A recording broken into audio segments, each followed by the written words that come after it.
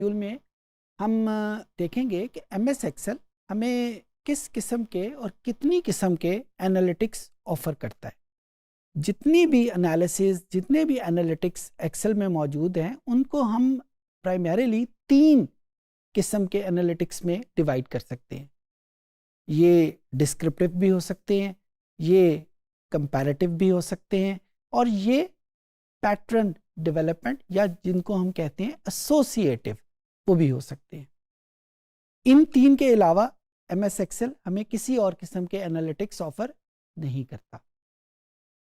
ये session primarily focus कर रहा है डिस्क्रिप्टिव के ऊपर। अगले सेशंस में हम देखेंगे कि जो कंपैरेटिव्स हैं या जो एसोसिएटिव हैं उनको हम कैसे डील करेंगे। डिस्क्रिप्टिव स्टैटिस्टिक्स की जब हम बात करते हैं तो इसका बुनियादी मकसद ये है कि सिचुएशन को आपके सामने रखा जा सके। नंबर की फॉर्म में जो हमारे पास डेटा या इंफॉर्मेशन आ रही है उसको हम समराइज कैसे करेंगे। डिस्क्रिप्टिव स्टैटिस्टिक्स का बुनियादी तौर के ऊपर ये पर्पस है। ये डिस्क्रिप्टिव नंबर की सूरत में भी हो सकते हैं, ये डिस्क्रिप्टिव कुछ तस्वीरों की शक्ल में भी हो सकते हैं। भले ये नंबर की सूरत में हो, भले ये तस्वीरों की सूरत में हो, बुनियादी मकसद इनका यही है कि जो डेटा हमें तस्वीर बना रहा है, जो डेटा हमें कहानी बता रहा है वो क्या है उसको हम देख सकें। जब हम डिस्क्रिप्टिव स्टैटिस्टिक्स की बात करते हैं तो प्राइमरीली हमारे पास एवरेज जो कॉन्सेप्ट हमने पहले भी सीखा था, मीन, मीडियन और मोड के हवाले से हमारे सामने आता है। इसके बारे में हम पहले भी डिस्कस कर चुके हैं, मैं ज़्यादा वक्त इस पे नहीं लगाऊंगा। हाँ, इस बात के ऊपर ज़रूर जोर दूंगा कि हमें कैसे पता चलेगा कि किस सिचुएशन में हमें मीन इस्तेमाल करना है, किस सिचुएशन में मीन इस्तेमाल नहीं करना बल्कि मीडियन या मोड इस्तेमाल करना है। मैं इसकी मिसाल आपके सामने रखता हूँ। आपको पता होगा कि जब हम इकोनॉमिक्स टर्म में पाकिस्तान के हवाले से बात करते हैं तो पर कैपिटा इनकम यानी पाकिस्तान में रहने वाला हर शख्स कितने पैसे कमा रहा है। वर्ल्ड बैंक के मुताबिक ये कोई 1280 या 1290 डॉलर के करीब ये रकम बनती है एक साल में। यानी हर साल में हर पाकिस्तानी 1280 या 1290 डॉलर कमा लेता है। इनको जब हम रुपीज़ में कन्वर्ट करते हैं तो ये कोई 2.5-3 लाख रुपए के करीब रकम बनती है। और जब हम इनको पर मंथ इनकम के हिसाब से देखते हैं तो अंदाज़न, नॉट एग्जैक्टली, अंदाज़न ये कोई 22-23 हज़ार रुपए के करीब बनते हैं। बहुत हैरानगी की बात है ये कहना कि हर पाकिस्तानी 22-23 हज़ार रुपए पर मंथ कमा रहा है। बहुत बड़ी रकम है। कुछ के लिए शायद ना हो लेकिन हमें हमारी ऑब्जर्वेशन में है कि सारे पाकिस्तानी तो ऐसा नहीं कमा रहे।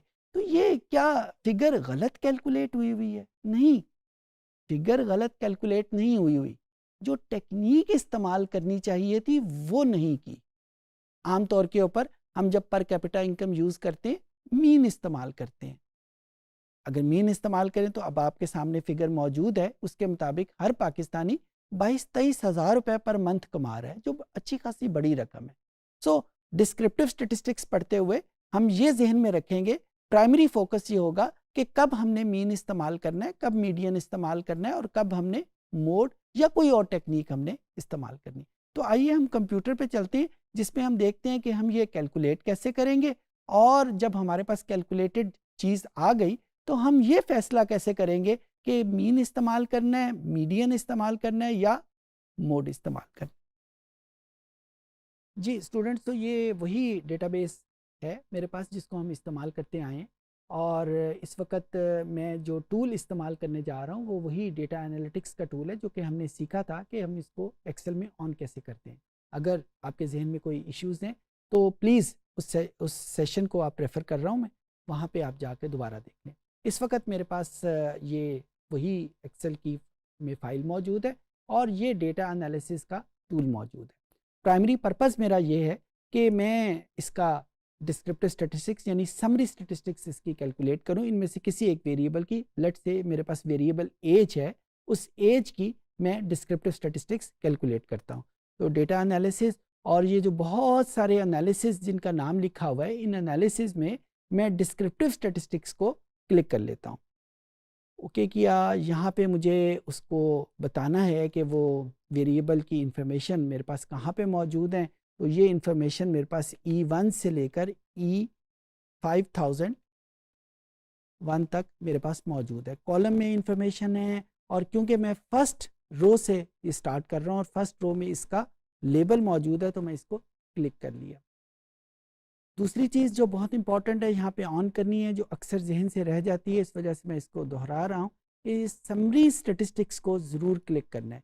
यानी हमने एक्सेल को बताना है कि ये जो डेटा जिसको हमने ऊपर मेंशन किया है, इसके साथ हमने करना क्या है, कौन सा एनालिसिस हमने करना है। तो हमने इसमें एक्सेल को बता दिया है कि हमने समरी स्टैटिस्टिक्स यहाँ पे ऑन करनी है। इसको ओके का बटन प्रेस किया, depending on the speed of the computer ये हमारे पास उसकी इंफॉर्मेशन आ जाएगी।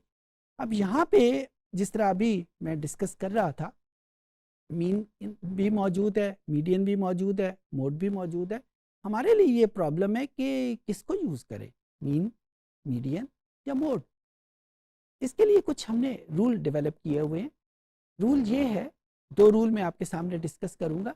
पहला रूल ये है कि हम वेरिएबल की टाइप देखेंगे। अगर वेरिएबल की टाइप क्वांटिटेटिव है तो हम मीन या मीडियन में से कोई चीज़ यूज़ करेंगे, और अगर वेरिएबल की टाइप कैटेगोरिकल है तो हम मोड यूज़ करेंगे। तो rule number 1 says about the type of variable. If the variable is categorical, always use mode. और अगर ये क्वांटिटेटिव है तो हम मीन या मीडियन में से कोई चीज़ यूज़ करेंगे। ये रूल नंबर 1 था। रूल नंबर 2 हमें ये बताता है कि जब वेरिएबल क्वांटिटेटिव है तो हमारे पास अभी तक ये डिसीजन लेना बाकी है कि हम मीन को यूज़ करेंगे या मीडियन को यूज़ करेंगे। उसके लिए हम बनाते हैं कि अगर उसकी स्क्यूनेस, अभी मैं आपको बताता हूँ ये स्क्यूनेस हम होती क्या है और हम इसको कहाँ से देखेंगे। अगर डेटा की स्क्यूनेस 1 से ज़्यादा है, प्लस या -1 से ज़्यादा है, तो हम हमेशा प्रेफर करेंगे मीडियन को यूज़ करने। देखिए यहाँ पे मैं लफ्ज़ यूज़ कर रहा हूँ प्रेफर करेंगे। मैं ये नहीं कह रहा कि हम लाजमी तौर पे मीडियन को यूज़ करेंगे, मैं सिर्फ ये कह रहा हूँ कि हम प्रेफर करेंगे मीडियन को यूज़ करने। और अगर डेटा की स्क्यूनेस ±1 से कम है तो हम मीन भी यूज़ कर सकते हैं, मीडियन भी यूज़ कर सकते हैं। ज़्यादातर लोग उसमें मीन को यूज़ करते हैं। अब यहाँ पे मेरे पास वेरिएबल एज है।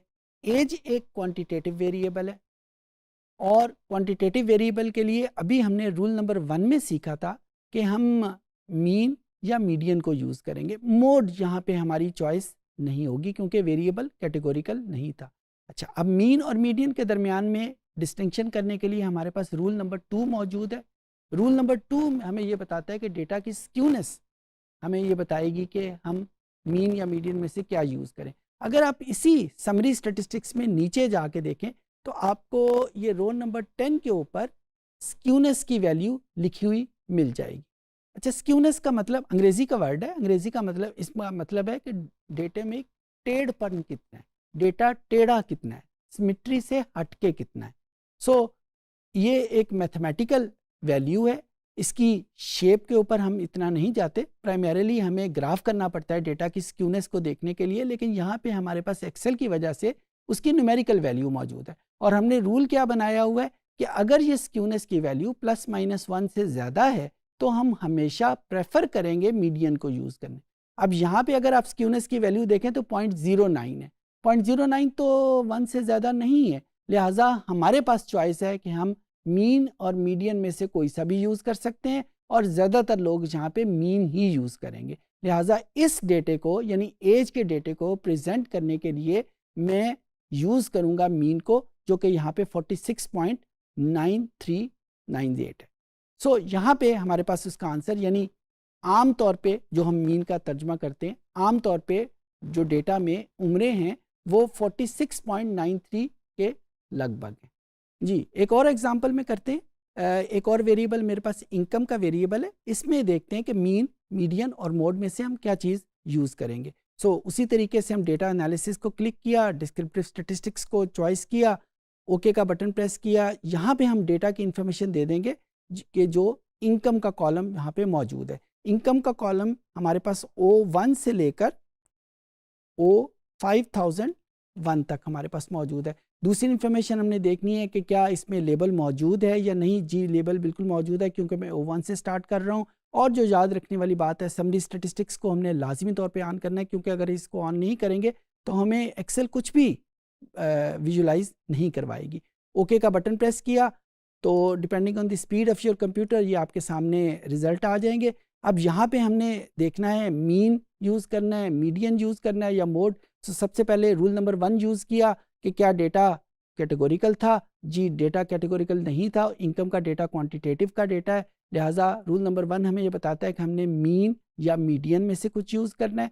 और जब मीन या मीडियन में से जब हमने डिस्टिंक्शन करनी है तो हमने रूल नंबर 2 को यूज़ करते हुए स्क्यूनेस को देखना है। यहाँ पे अगर इसकी स्क्यूनेस की देखी तो यहाँ पे वैल्यू 5.12 है, जो कि रूल के मुताबिक +-1 से बहुत ज़्यादा है। लिहाजा यहाँ पे मीन को यूज़ करने का तो कोई सवाल पैदा नहीं होता, हम प्रेफर करेंगे मीडियन को यूज़ करने में। सो इनकम के डेटे को प्रेजेंट करने के लिए हमारे पास जो स्टेटिस्टिक्स मौजूद है उसका नाम मीडियन है। तो हम ये कहेंगे कि आम तौर के ऊपर जो इस डेटाबेस में कस्टमर मौजूद हैं उनकी इनकम जो है वो 38,000 के करीब मौजूद है। सो यहाँ पे हमारे पास ये 2 एग्जांपल मैंने आपके सामने कर दी। एक कैटेगोरिकल की एग्जांपल भी कर लेते हैं ताकि ये चीज़ जो है वो क्लियर हो जाए। दोबारा हम डेटा पे जाते हैं और यहाँ पे एक वेरिएबल मेरे पास मौजूद है जिसका नाम है जेंडर। जेंडर में कैटेगोरिकल डेटा मौजूद है, ज़ाहिर है मेल का डेटा है या फीमेल का डेटा है। और यहाँ पे दोबारा आपको बता दूँ 0 हम रिप्रेजेंट कर रहे हैं मेल के ऊपर, 1 रिप्रेजेंट कर रहे हैं फीमेल का। तो उसी तरीके से हम डेटा एनालिसिस को क्लिक किया, डिस्क्रिप्टिव स्टैटिस्टिक्स को चूज़ किया, ओके का बटन प्रेस किया। अब यहाँ पे हम इंफॉर्मेशन देंगे उस वेरिएबल की, यानी डी कॉलम की, D1 से लेकर D5001 तक। बाकी सारी इंफॉर्मेशन वही रहेंगी और ओके का बटन प्रेस किया तो यहाँ पे हमारे सामने उसका मीन मीडियन मोड तीनों वैल्यूज़ आ जाएंगी। यहाँ पे रूल नंबर 1 को यूज़ हमने किया तो हमें इंफॉर्मेशन मिली कि क्योंकि डेटा कैटेगोरिकल है लिहाजा हम मोड को यूज़ करेंगे। मीन और मीडियन को चूज़ करने का कोई सवाल यहाँ पे पैदा नहीं होता। सो मोड यहाँ पे 1 है। अच्छा, यहाँ पे जो याद रखने वाली बात है, इसका आंसर 1 नहीं है। इसका आंसर 1 नहीं है। क्यों? क्योंकि 1 हमने कोड किया हुआ है फीमेल का। तो हम ये कहेंगे कि आम तौर के ऊपर इस पर्टिकुलर डेटा सेट में जो कस्टमर हैं वो फीमेल है। क्यों फीमेल है? क्योंकि 1 कोड है फीमेल का। ये हमारे पास इंफॉर्मेशन मौजूद है। उम्मीद है कि ये चीज़ें आपको समझ आ गई होंगी। एक और चीज़ जो बहुत इंपॉर्टेंट है, डेटा की कंसिस्टेंसी। डेटा कंसिस्टेंसी एक कॉन्सेप्ट है जो हमें ये बताता है कि डेटा कितना दूर दूर है एक दूसरे से या कितना एक दूसरे के बिल्कुल पास पास है। मैं मिसाल इसकी आपको यूँ देता हूँ कि अगर डेटा में जो वैल्यूज़ हैं वो आप बाज़ार से कोई चीज़ लेने जाते हैं और आपको एक दुकान चीज़ बताती है 10 रुपये का, दूसरी दुकान उसी चीज़ की कीमत आपको 40 रुपये बताती है, तीसरी दुकान उसी चीज़ की कीमत आपको 100 रुपये बताती है, तो फ़ौरन आपके जहन में आ जाएगा कि ये इतना फ़र्क क्यों है। एक चीज़ वही है, एक दुकान 10 रुपये बता रही है, एक दुकान 40 रुपये बता रही है, एक दुकान 100 रुपये बता रही है। तो आपके जहन में आ जाएगा कि यहाँ कोई मामला ज़्यादा गड़बड़ है, शायद क्वालिटी का फ़र्क है या शायद कोई और चीज़ फ़र्क है। लेकिन अगर आप किसी दुकान पे जाएं और आपको किसी चीज़ की कीमत एक दुकान में आपको 10 रुपये मिले, दूसरी दुकान में 11 रुपये हो, तीसरी दुकान में 9 रुपये हो, तो आपके जहन में आ जाएगा कि ठीक है, ये चीज़ें जो हैं कीमतें एक दूसरे के बिल्कुल करीब करीब हैं, दूर नहीं है। इसी चीज़ को अगर मैं टेक्निकली आपके सामने बोलूँगा तो मैं कहूँगा कि जहाँ पे वैल्यूज़ करीब करीब हैं तो हम उसको कहेंगे डेटा इज़ कंसिस्टेंट, एक दूसरे के करीब करीब है। और जहाँ पे डेटा कंसिस्टेंट नहीं होता उसमें हम कहते हैं कि डेटा में वेरिएबिलिटी बहुत ज़्यादा है। अच्छा, अब यहाँ पे हमें इसका एक्सेल कैसे बताएगी? एक्सेल में हमारे पास ये रो नंबर 7 में अगर आप देखें तो स्टैंडर्ड डिविएशन के नाम का आपको एक कॉलम मिलेगा जो कि आपको 0.4996 बता रहा है जेंडर के नाम पे। तो अब यहाँ पे हमें ये बता रहा है डेटा के वैल्यूज़ जो हैं वो आपस में करीब करीब है, दूर नहीं है। 0.49 is a very small number. इसके कंपैरिजन में अगर आप एज के डेटे में या इनकम के डेटे में स्टैंडर्ड डिविएशन की वैल्यू देखें तो स्टैंडर्ड डिविएशन की वैल्यू यहाँ पे ये इनकम का जो डेटा है वहाँ पे 55.54 है। सो ए जेंडर में ये वैल्यू 0.49 समथिंग थी, जबकि इनकम के डेटे में ये value 54 quite a large number.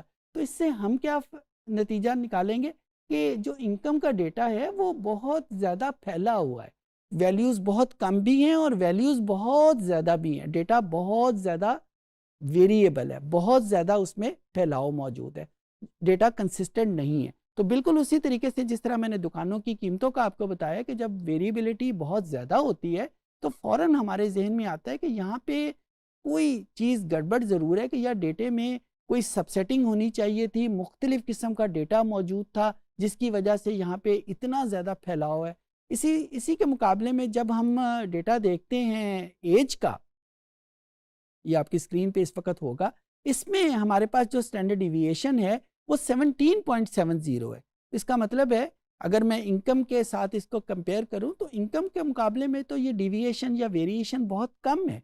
तो इसका मतलब है कि एज में वेरिएशन इतनी ज़्यादा मौजूद नहीं है, लेकिन इनकम में बहुत ज़्यादा वेरिएशन मौजूद है। या इसी चीज़ को मैं दूसरे नंबर पे कहूँ, एज का डेटा जो है वो कंसिस्टेंट है, जबकि इनकम का डेटा कंसिस्टेंट नहीं है। सो एक ही चीज़ को कहने के ये दो तरीके हैं, और जहाँ पे कंसिस्टेंसी ज़्यादा होती है स्टेटिस्टिकली या डेटा एनालिटिकली हम ये बोलते हैं कि वो डेटा ज़्यादा बेहतर है, क्योंकि उसमें वेरिएबिलिटी बहुत कम है। और जहाँ पे वेरिएबिलिटी ज़्यादा होती है वहाँ पे हम कहते हैं कि हमें फर्दर एनालिसिस करना पड़ेगा, फर्दर प्रोब करना पड़ेगा, फर्दर इन्वेस्टिगेशन करनी पड़ेगी इस पर्टिकुलर रिसर्च में, क्योंकि यहाँ पे वेरिएबिलिटी बहुत ज़्यादा है।